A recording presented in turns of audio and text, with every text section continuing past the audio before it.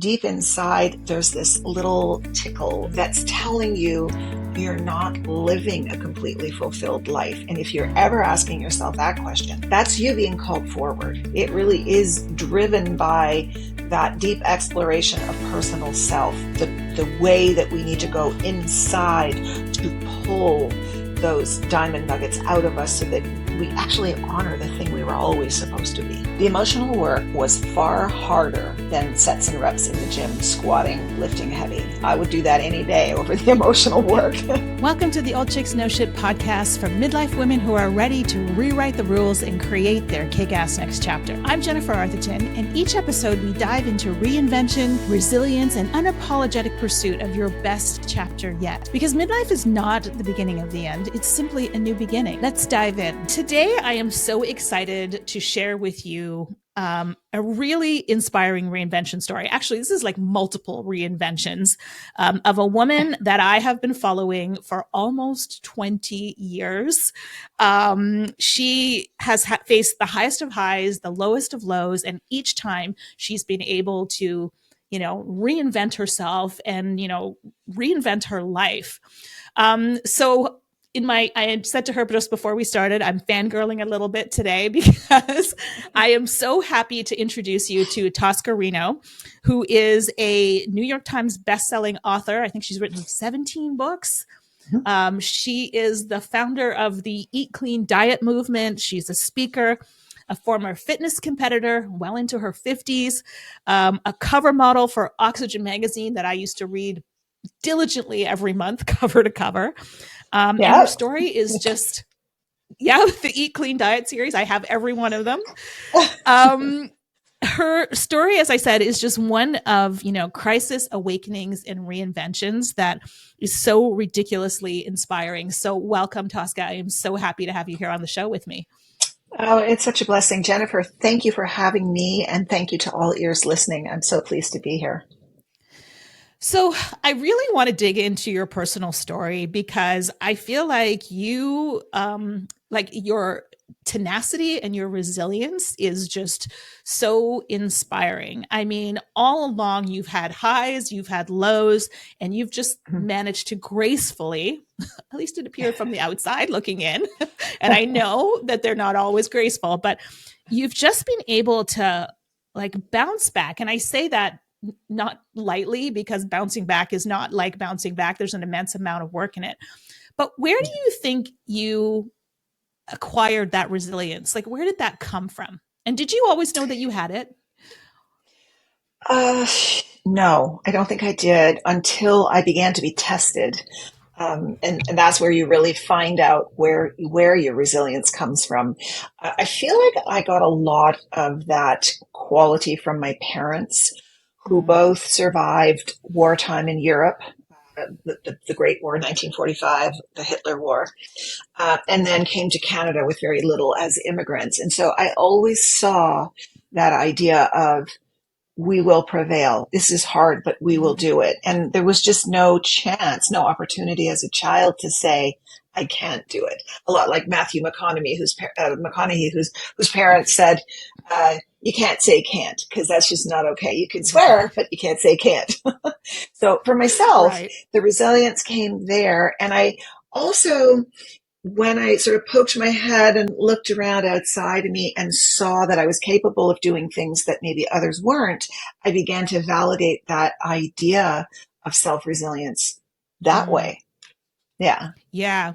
So, the beginning of your story, where you find yourself, you're married, you're in an abusive marriage, you're overweight, and that first, when you're taking that first step to leave that marriage and then to address, the fact that you weren't happy in your body, how did you, what was the first step for that? And what made you start, wanting to make changes in your life? There's a beautiful quote by Anais Nin where she says, and the day came where it became too painful to remain in the bud. And I read that and kept it in my heart because the promise of a bloom or a blossoming experience was there. And I could feel myself being called towards that. even in the worst of situations. And ultimately, I can even say thank you to my ex. He gave me beautiful children. He taught me to be a warrior. These are all teachers. So now I can say thank you. At the time, I found it incredibly Mm, difficult, but I was able to take those steps to leave because I knew that if I stayed, I was literally teaching my then three daughters, this is okay. This kind of behavior is okay. And I wanted to break that right, generational pain. I wanted to be over. So yeah, right. that's where it came from. This fire inside that thought, no, I can change things. So would you say you did it more for your daughters or for yourself? Honestly, I did it for myself first Mm, because we cannot save ourselves if we are floundering and not getting enough oxygen. I really felt like the fire came alive inside of me. And it happened as a result of an event where I was just at a crisis in my life, in my health, and in my mental, emotional state. And we had a Victorian home at the time. The steps are very narrow and steep and many.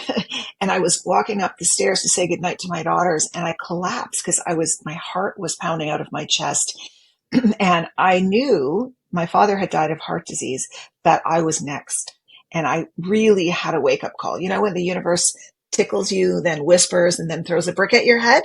That was the brick. mm, And I yeah. woke up. I sat on the stairs halfway up, halfway down, going, okay, this needs to quit. We need to choose me now because I Hmm. do want to see my daughters get married, have babies, and all the rest of it. And if I continue in this way, no.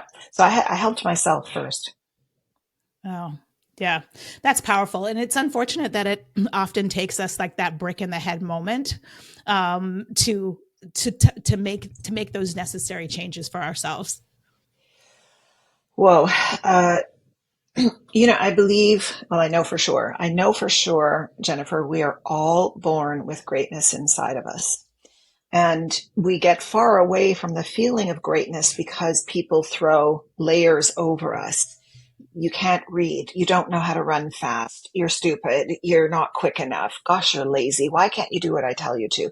And we get these programs basically clouding us, clouding. We can't touch the greatness inside of us because it's been numbed, it's been dulled.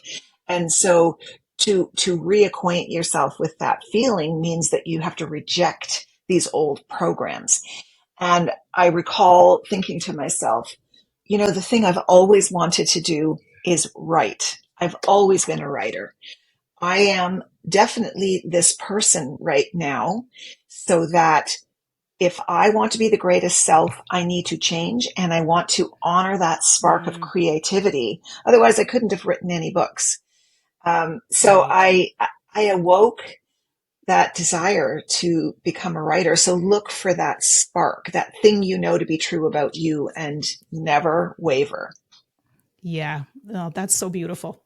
So you leave your marriage Yeah. and you become a teacher. Can you kind of take us through, how that led from, taking that first step to become a teacher, and then that led you to really the peak of your career in the fitness modeling, in the fitness industry? Well, this is how I know the universe has a divine plan because I had the idea to become a teacher Mm, later in life. I think when I applied the first time, I was 38, but I missed the cutoff. And the universe had a plan for me. You're going to miss this cutoff because when you apply for next year, when you're 39 years old, so this was 1999, um, something's going to happen for you. And it happened. So there I walk into the grade one classroom and I'm teaching, and there's this little girl named Chelsea Kennedy. And I fall in love with her first, but then I meet her father. And I had no clue who Robert Kennedy was. I just, no clue. I was living under a rock at the time. But I was very committed to his daughter, and I saw him showing up at school, and we struck up a conversation. And that is how I met Robert Kennedy. And I remember the day he said to me, so, how do you keep in shape? Because at the time I was I was losing some weight, but not really where I wanted to be. And he said, "So what do you do to keep yourself in shape?" And I said, "Oh, I'm running." Me so innocently saying, "Yeah, I just go to the gym and I run." And he said, "Oh my God, if I had a dime for every person who said that, I'd be a rich man," because people always tell me that, but it's wrong. And that's when the conversation came about to introduce me to the concept of weight training and eating clean. And together we began to work, and he laid down a challenge. He said, "What if I told you that I would train you and you would compete in a bodybuilding contest in a year's time, and all you have to do is train as I say you to train and eat as I tell you to eat?" And I had a moment, Jennifer, where I thought, I know for sure this is an opportunity. I don't know what it's going to bring me. I have no idea about bodybuilding. I didn't even have much of a clue about my own body, but I thought, this is being handed to me. I'm going to take this thing and run with it. And that is what began that process of sculpting that lean body from a Mm. formerly obese body, and then stepping on stage, having had to practice the training and the eating clean. But in so doing, it awoke my calling. It awoke my voice. And from there, it went to photo shoot, getting covers of Oxygen magazine, then seeing that the story was really catching fire. He said, "I think you need a column and we need to tell your story about how this has changed your life." And that's where the books started. And honestly, I can't believe that I wrote a book, even one, because I had no clue how to do it. But I remember Robert saying to me, "Okay, our first print run, we're going to release our first book in January 2007. Maybe we'll print off maybe 5,000 books. I don't know if we're going to sell them. It might take us several years to sell them, but it's okay. We're going to do it." We sold 5,000 copies in 2 weeks. That's Wow. how hungry the audience, the community was Mm. to learn Wow. how to nourish. Yeah, and it just exploded from there. Wow, that's incredible. I mean, and you went on to be, I mean, you were a celebrity in the fitness world, right? Like you Yeah, competed in yeah. well into your 50s. I think you Yes, even had a TV show in there. I did. Yes. Um, Yeah. there were, I mean, I can't even count how many of the Oxygen covers that you did. I'm There sure were a you probably few. know that number, but I was just telling Tosca before the show that I finally, when I moved, threw out a stack of Oxygen magazines that I used to read. And I think, I don't even know how many covers, but it seemed to me that you were on the cover of all of them. Well, I was in them all because of the Raise a Bar column, and I think I Yeah, had 10 covers, which that's a lot. at the time, Jennifer, let's put this into context. At the time, a 40 something, what was I, 42 on the cover of Oxygen as a fit person was not done. Even when I Mm, competed, there weren't people my age competing. It just wasn't done. But it seemed to have touched off that storm. It lit a fire in the mm. hearts of women over 40 to say, "Hey, I still count. And if she can do it, I can do it." As very much swimming upstream at the time. It was just not a common thing to do. Yeah, and I mean, you really opened the door to possibility because before that, it was like, oh, well, if you're 40, you just have to accept some weight gain and, you're going to Yeah. slow down and all of that. But I mean, you didn't just open the door, you broke open the doors to the possibility that there was another way of being into your 40s and 50s. And I needed it badly because I wanted to prove to myself that I could do it, but I didn't realize how badly other women needed it. And I think that was the beautiful gift of it all, to be that lone Mm. salmon swimming upstream, not just for myself, but as an example to others. It was really amazing.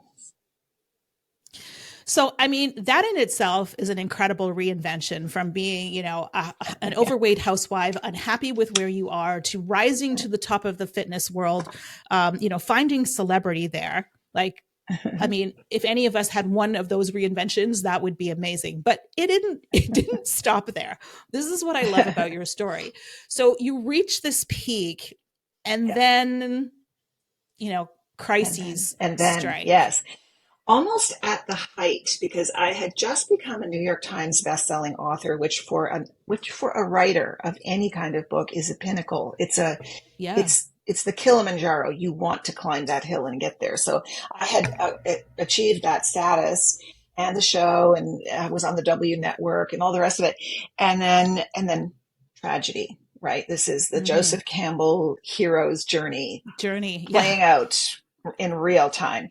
And so in 2011, Robert's son, my stepson, because Robert and I were married at the time, um, passed away from complications from a car accident. He was 24 years old and literally passed away in Mm. my arms. And then a year later, almost to the day, Robert passed away from cancer suddenly. And he was you've heard this term, Svengali. He was the Yeah. man who took this little tiny sprout and just made magic with his fingers and alchemized me into something totally different. And I loved him, and it just broke me open. I was devastated, but it was Hmm. going to get worse because a year after that, I was forced to declare bankruptcy on his publishing business. Not my business, but I was a casualty. I was a casualty of the business. He held, the titles of most of my books.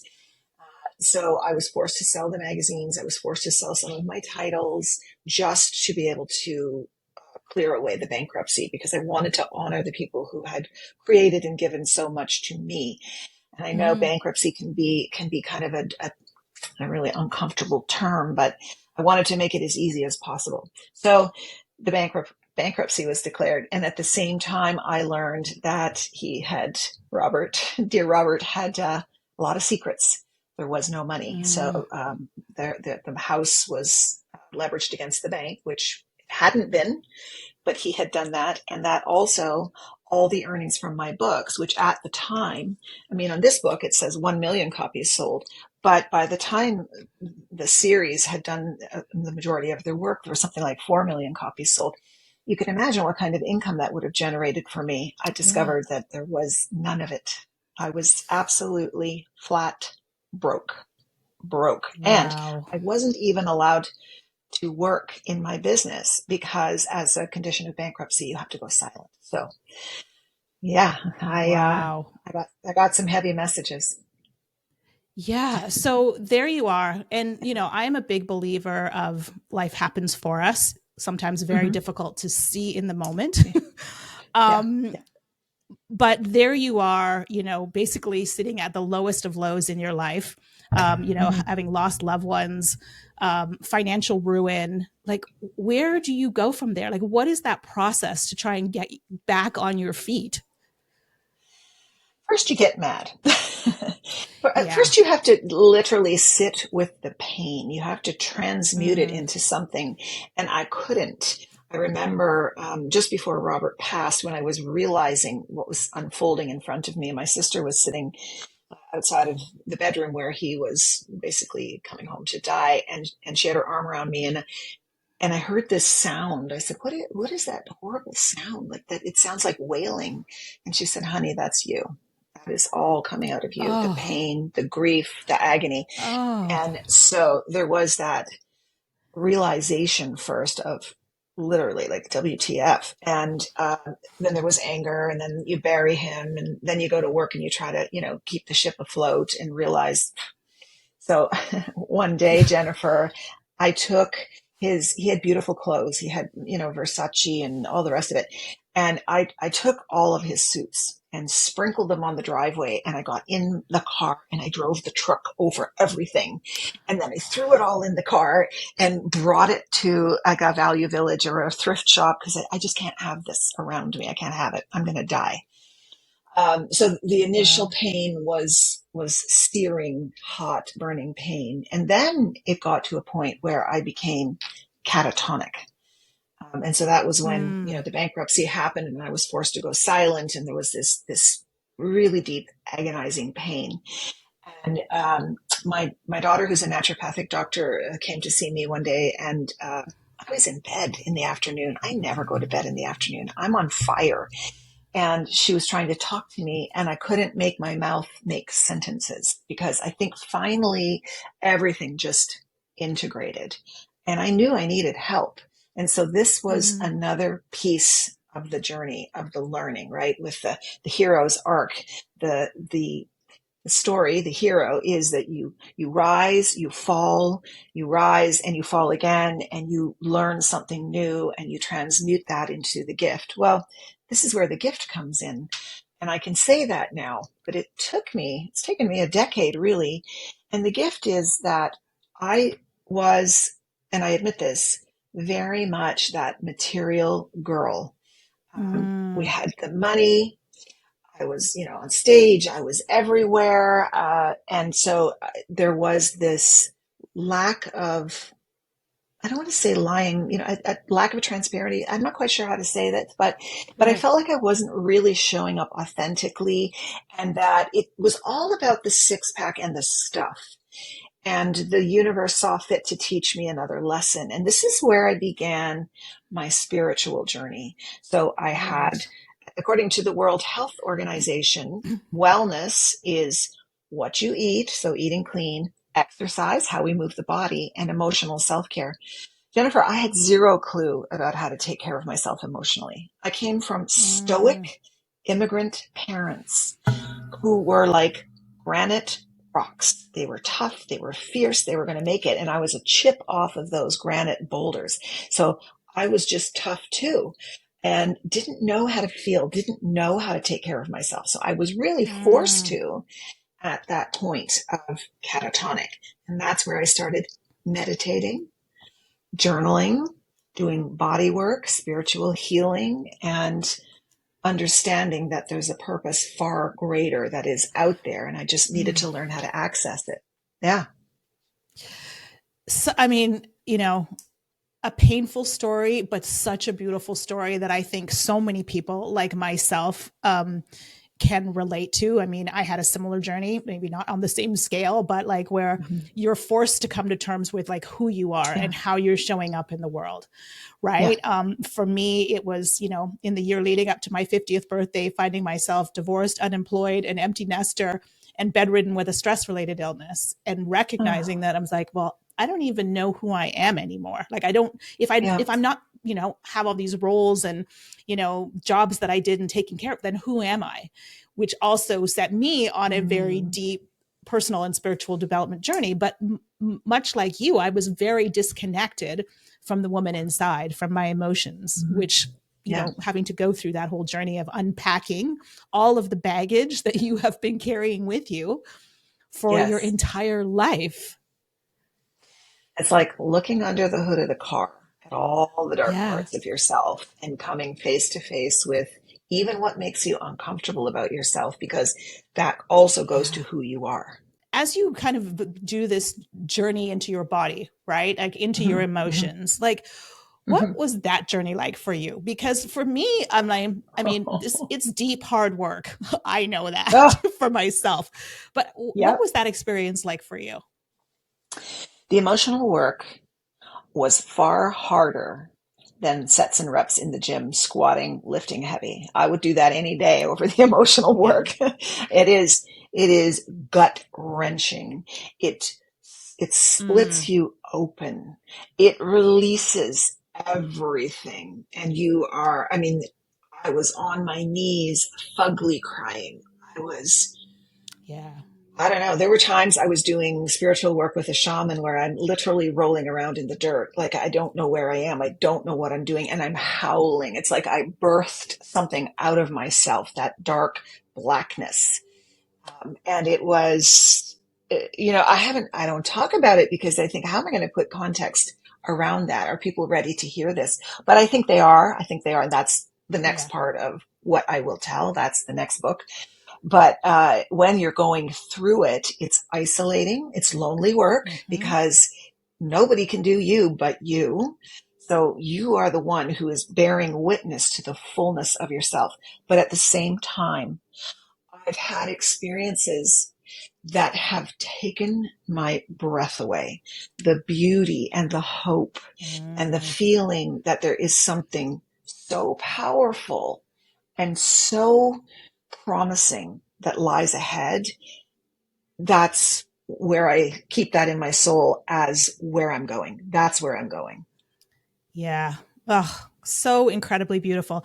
And I think your story mirrors something that I see all the time and that I truly believe is that when we come into this chapter of our lives, this like into our 40s and 50s, Yeah. you know, as women, we are cultured to do everything for everybody, take care of everything, Mm. make sure our bodies are in a certain way. And we seek our validation externally. And then we arrive in this Yep. chapter of our lives, and life will grab us by the shoulders, shake us up, and say, that's not what Yep. it's about. It's actually about what's happening inside you. Like that is the defining um, moment of this chapter, Hmm. right? And that's literally, I think, what you experience. This is about us going from the Yeah. external into the internal and doing that deep, nasty, deep work to figure out Yeah. like what is the truth underneath all of this stuff that we have created around us. Really exposing Would you say ourselves. that's And when accurate for you, you? oh, 100%. And I have a chuckle inside of myself, Jennifer, because if you think about it, how I began my journey in my career was virtually getting naked on stage. So everybody could see me. And on the outside, they could see me, but no one could see the inside. And so I would 100% agree with you that we are now, this is now this most intimate exploration of self. Mm, And I think it holds the promise of that future self, that woman, that promise of a woman who is there, who's calling you forward. She's there. And the job isn't done yes. yet. We're still here to make our voices loud, to show what it is to be sovereign over self, to love oneself, to be strong in oneself for your own sake, not just for the circle of people around you, not your children, etc. It's for your own self. Yeah. And that's where we're at now. Yeah, that is so true. This is about being really called into who you are. And Hmm. sometimes, and for many of us, like I said, there's a few hurdles that we have to get over. And it's a constant evolution. Like we're constantly on this journey. I think no matter how old we get, but um it's a shift from where we were. And that's why I think a lot of women really struggle with this transition into this new chapter of life. You know, Jennifer, I agree. And I think had the circumstances not been as deeply challenging as they were, so life happens for me, not to me, maybe I wouldn't have paid attention either because I can be a little obtuse. So for anybody listening who's sitting there thinking, well, how do I know? How do I know when I'm being called forward? And I think deep inside, there's this niggling little tickle or a Mm, tug that's telling you you're not living a completely fulfilled life. And if you're ever asking yourself that question, that's you being called forward. And yes. if you know that you're walking in a room and you are the first, which feels uncomfortable, you're doing something unusual, you're honoring yourself, but people call you crazy, that's you being called forward. And you're being asked to step up, to level up, to be the greatest self yet. And you can't do that, as we know, Jennifer, from a position of being unhealthy, as I had been. 204 Yeah. pounds, obese, suffering from issues with my heart. I wasn't diagnosed with diabetes, but I was walking towards that very strongly. And that's what I had to clean up first. Yeah. And I love that you say that, because I always say that honestly, looking back on it, I would not have willingly blown up any part of my life because I had invested a lot to get there. Like I was at the pinnacle of Sure. my career, and I would not have willingly blown up any of it. No. But I now look at that as being the greatest gift that I was ever given, because I would not be the woman that I am today had it not imploded Yeah. when it did. Yeah. Right. Yeah. So sometimes Yeah. we have to implode. It's a little bit like, it might be cliche for me to say this, but it's a bit like taking carbon or coal and, under pressure, under fire, that Mm, becomes a diamond. And yeah. even the best wines grow in the worst soil conditions because they're driven to be resilient and to reach for better. And that's us. Right. That's us. That's exactly right. And that's us. So you're, you're a big part of your career was about your physicality, like, Mhm. being a fitness model and all of that. And obviously you Yeah. had created an identity about that. What was the identity shift for you when that was no longer part of who you were? Because I think this is another Ugh. part where, it can be difficult for us to see ourselves in another way. Well, I will say, you're so on point to ask that question because you're right. I had come to learn that my exterior garnered attention, love, or what I thought was love, income, notoriety, and I was very Mm, disconnected from that inner part of myself for those years after Robert passed because I didn't know who I was anymore, and I realized this is a hard one that I had to say goodbye to Oxygen Tosca. I had to say goodbye to her. mm, She right. and how could I be the same person? I couldn't be because I've just been through the furnace of hell.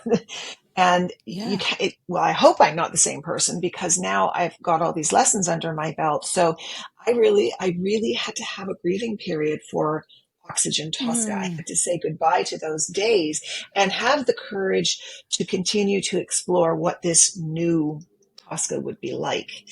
And that was hard work too because there's no manual, 101 on Tosca Reno. What's she going to do next? It really is driven by that deep exploration of personal self, the way that we need to yeah. go inside to pull those diamond nuggets out of us so that we actually honor the thing we were always supposed to be. Oh, gosh, that's so beautiful. And I love that you brought up grieving, Mm, because I think it's such an important part of the process, right? Like you yeah, have to kind of empty out a little bit before you can fill back up. And yeah, very often, as ambitious women, driven women, it's like, okay, forward motion, just keep going, yeah. do something next. Like, what is it? And there really Mm. has to be a point where you just literally stop and honor everything that you were and how it served you, but then make space for what's to come. I Yeah. love to equate that to the experience of, so I spent 3 months in Hawaii on the Big Island, and it was Mm. right when Kilauea was erupting. And there is a saying that Hawaii, the Big Island, will kick you out. Pele, the fire goddess, will kick you out. She'll test you because we don't want negative energy. And what I'm going to say here is I stayed for the entire 3 months. It was hard work. I was exhausted, but I went intentionally to do that energetic work, the body work, working with a shaman, plant medicine, all the journey work that I had to do. And Pele, the fire goddess, burns Mhm. the dross, burns the thing that no longer serves you. She burns you clean. Mm. And from that always comes that little tiny sprout that makes its way out of the stone, out of the barren landscape. And that's hope. And that happened Mm. for me. That happened for me. But I had to, walk through the fire first. I really had to walk through the fire. And I think we have to have the courage. And thank goodness, Jennifer, you do a show like this where you help people hear this kind of thing. We do have to have the courage to walk through the fire. Otherwise, your Yeah. life is going to go back to being very simple, but you'll never have that evolved self, the true, full Mm. expression of who you Yeah. are. And really, isn't that what this life is about? It's about, To constant expansion and rising to our full potential. Like, get for there. Yeah. me, having a half lived life or not knowing what I'm capable of would be, for me, a bit of a Mm. disappointment. But to get there, like you said, you have to walk through the fire and be Yeah. able to trust yourself to walk through the fire, right? That you're going to come Yeah. out And on the other side okay. you will. And there's going to be days where you are in pain and agony and you feel like you're getting burned. But that's Mm, all part of it. That's all part of the test. yeah. So, you've gone through the fire, you've emerged on the other side, you are now, regrouping, Yeah. rebuilding. You've become a very successful businesswoman on the other side of it. And, your focus now is on helping women. Yeah. Your mission really is about helping women to live their best lives through, I think you call it Hmm. the 3 E's: eating clean, Yeah. exercise, and emotional Yeah. wellness, right? We're going to come up with a zippier title. I almost feel like it should be called the Ease of Wellness, as in Oh, EASE, I like which that. is probably the direction we're going. But yes, yeah. So yeah. That's Yeah. the next.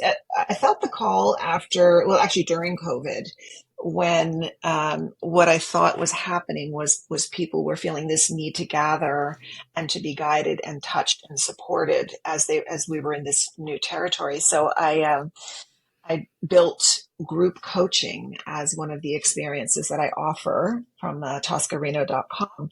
And the group coaching has been magnificent, I have to say. Mm, I have coached hundreds of women through an intimate experience. And if you don't know what group coaching is all about, you think, oh, I'm just going to get in a group and I'm going to do some bicep curls. Well, not with me.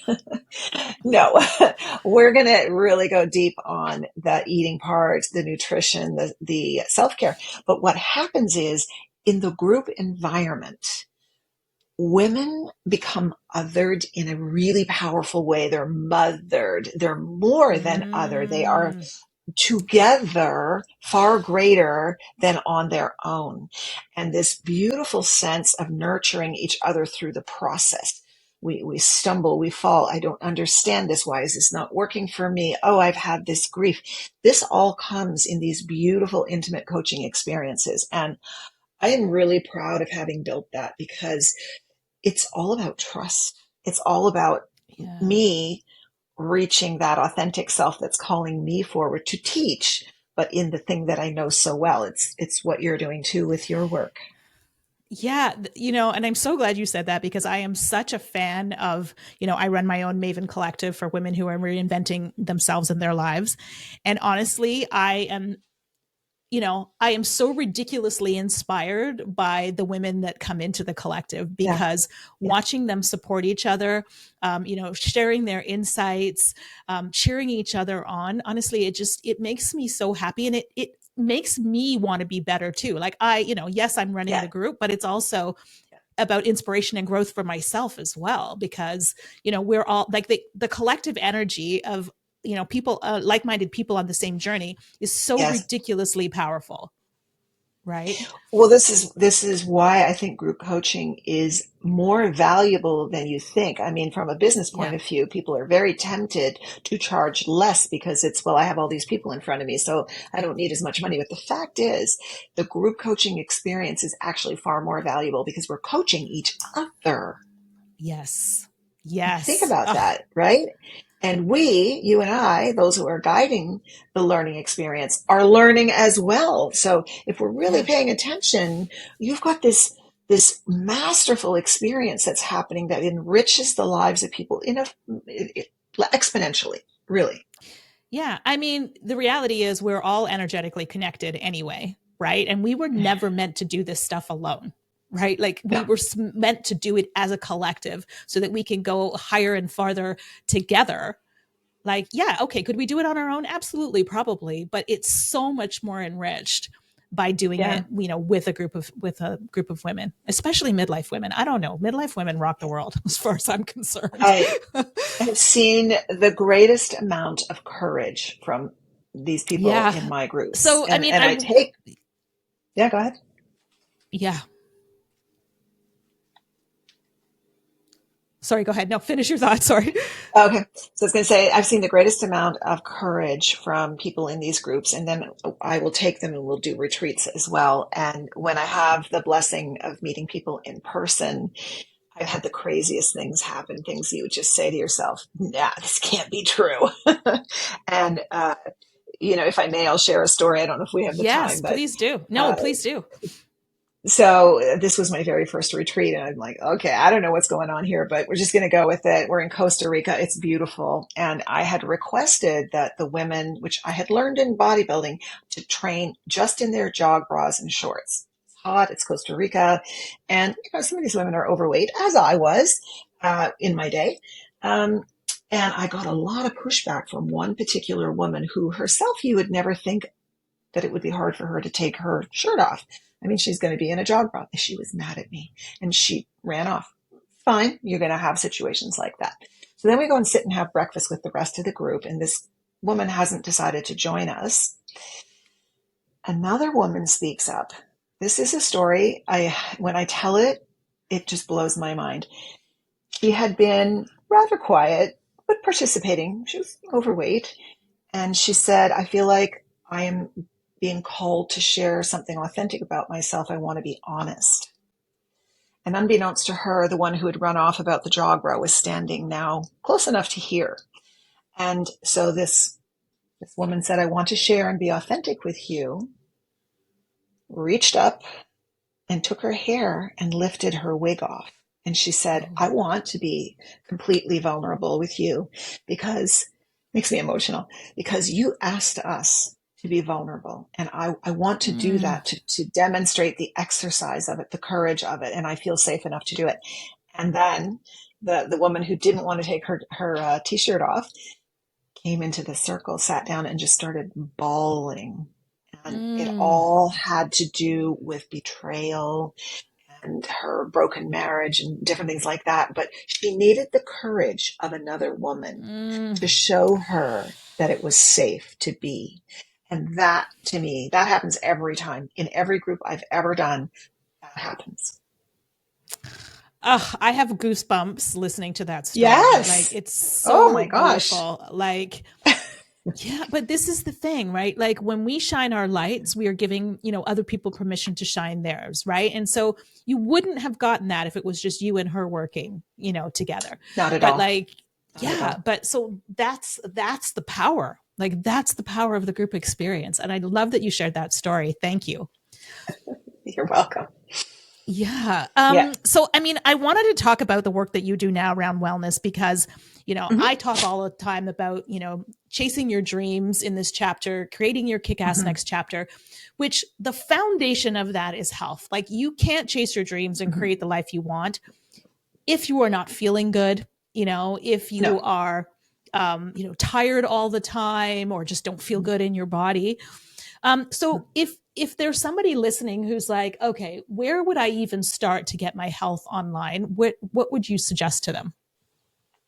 So it's a powerful question because we would be very tempted to answer it with all the knowing that you and I have, right, Jennifer? Mm. But I have found one sentence that when I say it and I share it with people, as I did with the new group cohort last night, it changes everything for them. And here it is. And I'd wish I'd heard this sentence when I was younger and overweight. Nutrition is information for the cells. So it's far more important for us to understand what Mm. communication we want to set up in our cells than simply to fill the belly. So the question you Mm. ask is, if food is information for the cells, what's the quality of food? What's the energy? What's the language? Because all food is encoded with information specifically for our cells. So what am I delivering to my cells today? Am I eating trans fats that are going to gum up my liver and cause that bloat around the belly button? Am I giving myself enough of the minerals and nutrients so that all of the processes in the body can happen? Am I eating a tablespoon of parsley so I can switch on and enhance the function of 2,500 genes inside of me? What am I doing? What information am I giving to my cells so that when they're inside chattering away as they do with one another, what are they saying? And I love thinking Mm. about food in this way because it changes it from I need to eat to a very different conversation. So Yeah. that's what I lead with now. Yeah, I mean, and that's powerful. Like that, I mean, you can't take that in and then look at food in the same way that you had before. You Like, you can, just can't. yeah. Right? And Everything that goes what into I, your mouth. Yeah. yeah, it's something's going to happen. And what's Mm. so cool is if we're eating these plants, and I'm talking about very specifically things like parsley and herbs, turmeric, ginger, onions, broccoli, asparagus, we know that what the language or the information that they're encoded with has come from the sun, the greatest star there is. But we can't Mm. eat the sun. We can't eat the sun. We have to have a translator. And it's plants that translate that energy into knowledge, information, codes that our cells can then uptake to become optimally functional within us. And that's what I think is so beautiful, that relationship. We've figured it out and we can do this. And so I taught this whole class last night about, um, food is information for the cells. It's a conversation. And they're like, what? Never heard this before. Yeah, I And I know. told I the bit, know. or the parsley. Like, has anybody ever told you that if you eat a tablespoon of freshly chopped parsley, you're going to enhance the function of 2,500 genes, just like flipping on a light switch? No, but it's true. Uh, I have not heard that. And as soon as we're done here, I'm going to go eat some some parsley. Get some parsley. Don't throw the garnish away ever again. Never. Oh my goodness, that's Right? crazy. Yeah. And I know another one of your very popular programs is the Strike Sugar program. And can you Yes. talk a little Yes. bit about sugar? Because this is one for me that I gave up sugar for a very long time. And then Mhm. absentmindedly, it was around Easter time one time, I walked past, my daughter had a little bowl of mini eggs. This Yeah. is like a number of years ago. And I walked by and very absentmindedly, I just picked up a handful of the eggs and ate them. Yep. And the reaction that happened in my body from that, first of all, it was like an instant crash for me. Like, Right. I was like my brain, I had brain Yeah. fog. I was so tired. And then Yeah. it started this sugar craving in me that I literally Mhm. could not control. And from that day forward, I Yeah. was like, oh, sugar and me do not belong together. Can you No, talk a little no. bit about the importance of sugar, or having no sugar in your diet?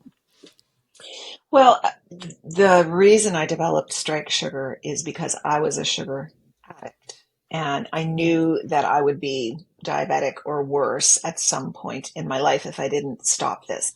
And I was doing a Yeah. lot of that eating of sugar, almost like you said, like I didn't realize I was eating that much sugar until I stopped eating it, because that was a condition of training for stage. You're not eating refined anything. I wasn't even Right. having the protein powders. So the reason that I start all my clients on a round of Strike Sugar, a 4-week Strike Sugar program, because if you're going to make any progress in changing the conversation in your body with language, changing the conversation of the cells, you're going to have to get rid of the thing that is the fog. And it's UFPs, ultra processed foods, UFPs, ultra processed UPFs, Yeah. Yeah. and it's a refined sugar that are going to put. Just think of it like a light that's on and somebody's thrown a blanket over it. You cannot fully express yourself and come out optimally well if you are under this fog of refined Yeah. food. Now, here's why sugar also is something, refined sugar that is, also is something that you need to pay attention to. It is very costly, very expensive. It puts a heavy tax on your body to process it. And why is that? Because your body, when you're eating refined sugar, it's not actually a food. It is an aberration. It is a unknown thing that's assaulting your body. And so your body has to make decisions, makes decisions all the time. But when the sugar comes in, the refined sugar, not natural sugar, refined, your body has to say, okay, I don't know what this stuff is. So now, in order to neutralize the acidity of the sugar, I need to pull from your bones. So why do you think there's Mm, such an increase in osteoporosis? Why do you think 95% of the population is metabolically unfit? Why do you think that we have all these heart issues and problems and cardiovascular? Because people are addicted to sugar, and then the sugar needs to be dealt with. So bones buffer blood. So we pull from the bones, we weaken the bones, we take the calcium, the magnesium, the phosphorus, and we say, yeah. oh, this is going to neutralize the blood. And where do toxins get stored? In the fat. And if you don't have a lot of fat, your body will make fat to neutralize it. It's also very thirsty work. So we are also number one nutritional deficiency in North America is hydration, is water. So we've just set up this whole cycle within us that is robbing us. It's really stealing the best of ourselves. And Mm, that's a thing that people often don't understand. My mother had my mother's a disciple of mine. She's passed away now, my late mother. But my mother had hip surgery during COVID. And I remember the nurses, after having the surgery, we said to the nurses, how did she do? How did mom do? They said, well, I got to tell you, your mom, for being, what was she at the time, 85 years old, had an amazing surgery. We actually found a bone to put the hip into. I said, what do you mean? And she said, so often we open up people and it's just soup in there because Oh, the bones have been undermined to a point where there isn't a bone anymore. Doesn't that blow your mind? wow. So this is Yeah. because of this diet full of ultra processed foods, sugars, and all the rest of it that we're just so severely addicted to. Yeah. Oh, I mean, that it's all such powerful information. And I know for me now, like if I do happen to have some sugar, like my hot flashes will come back like with a Yeah. vengeance. And my hot flashes have literally become a little litmus test for what my body likes and doesn't like. So sugar and Important to alcohol. know. Yeah. Well, Yeah. yeah, I'm actually grateful for my hot flashes for that very reason, because Yeah. it's like a little signal for me. But Oh, it's a really, really message. Yeah. important. Yeah. Yeah. Yeah, it really, really important, because again, like foundationally, if you don't have your health, you need that platform from which to build your life. And if you don't have your health, if you're, not feeling well, no energy, all of that, it's next to impossible to, Can't get there. yeah, you just can't Yeah. get there. And Jennifer, Oh, consider this. Consider this. mhm. Here's another true marker of wellness. We say it's what we eat and it's exercise and now our emotional self-care. But think about this. Another marker of your state of wellness is, can you take a hit and recover? So how quickly can you recover from what the universe will deliver, whether it's a trauma, whether it's Mm, a life event, whether it's an illness, whether it's a broken bone or a broken something. How quickly can you recover? That is a measure of wellness.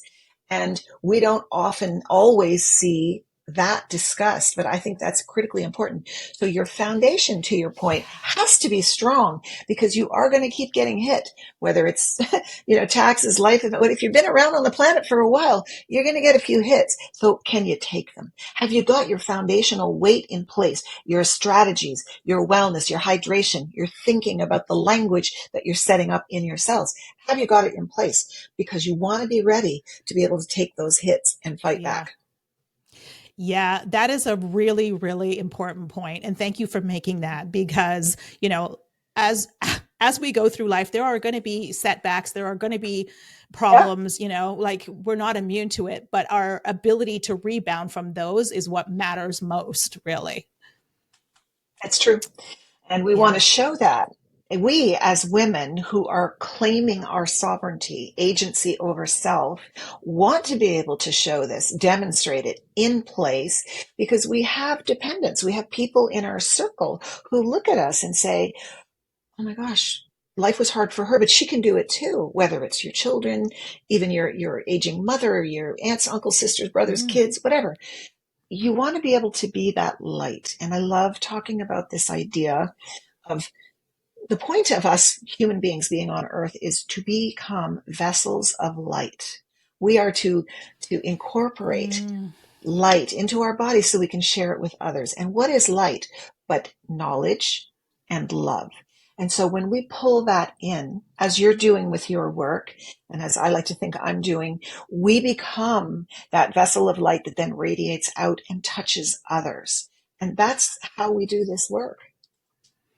oh, that's so beautifully articulated. And that's really what it is all about. I mean, is just like, shining our own light so that other people can shine theirs. Right. That's right. Yeah. Perfect. Exactly. Oh, It's so it's beautiful. contagious. It is. It really is. Yeah. It really is. Oh, thank you so much for this conversation today. Honestly, I could Thank keep you for talking to you inviting me. all day. We might have to do a Yeah, part two one day. we But can. Yeah. to those of you listening, you know, no matter what you're facing right now, no matter what challenge is in front of you, just know that on the other side of this, there is something even better, and that we are entering the most powerful chapter of our lives yet. And all of Mhm. this work is not for nothing. It's building you with resilience, with experiences, with knowledge that is going to make all the difference in the world. So Mhm. no matter where you are, there is something on the other end. So Tosca, how can people find out more about your programs and your books and the new book? I can't wait for the new book to come out. Oh, that's our part Well, two. That's our that's part our two. yeah, yeah, yeah. There's a couple books in the works. So people can find me anywhere at Tosca Reno. It's a very unusual name. So Toscareno, Tosca Reno. And I'm on Instagram, I'm on Facebook, and I have a website and TikTok and all that other stuff. When you find me, you will find light. So don't be afraid to step in. Mm, so beautifully said. Thank you. Thank you. To those of you listening, if you like what you heard on this show today, please feel free to rate or review this episode. Or even better, please share this with a friend, a sister, a colleague that you think might get something of it. So until next time, thanks for listening to the Old Chicks No Shit podcast. If you like what you heard, the greatest compliment you could give us would be to comment below and subscribe. Or better yet, you could share this episode with a friend, a relative, or somebody you think could get something out of it. And remember, midlife is not the beginning of the end. It's simply the beginning of your kick-ass next chapter.